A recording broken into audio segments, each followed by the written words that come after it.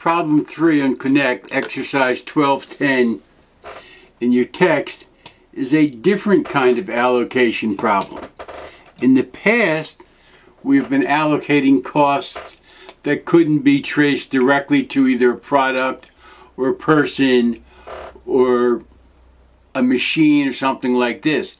Here we have an allocation based on time. This company uses 48,000 hours of labor during the year. They paid $120,000 for an annual premium for a life insurance policy last July, right in the middle of the year. So you don't have a half a year, it's right smack dab in the middle of the year.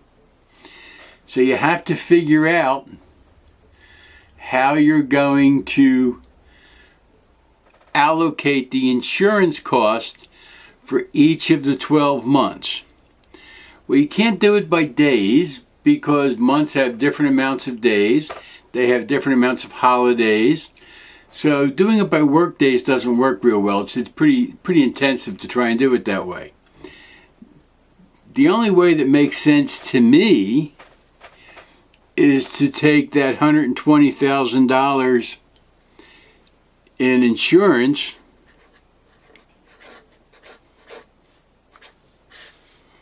and divide it by the 48,000 estimated labor hours they plan to use. That's the only way that seems to make sense to me. They tell us it's a labor-intensive product, so there's not a lot of variable cost. It's all labor-intensive. So this would be something that's like handmade, a lot of labor, a lot of people time.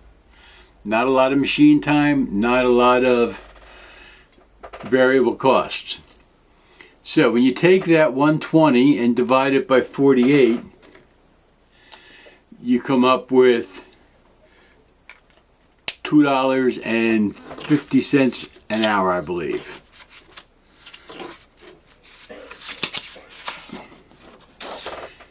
So let's take our $120,000 for our insurance costs, divide it by our 48,000 labor hours, and we come up with $2.50 per labor hour. This makes sense because if you're making items that have a specific standard amount of labor, you know how much labor is involved. If it's items that are custom, where they have job cards where they list how much labor, you know how much labor is involved. And every time you have an hour of labor, you have $2.50 worth of insurance expense. So now it says, how do we apply this to the stuff that we made in January and February? Well, they tell us in January they provided 3,200 hours of labor in January and 2,800 hours in February.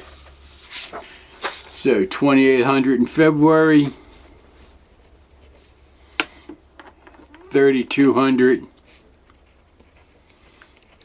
in January. Each one was at $2.50 insurance cost. Multiply that out, 2,800 times 250, $7,000. And that's the insurance cost that you record for February. And 3,200 times 250 is 8,000, and that's how much insurance cost you record for January.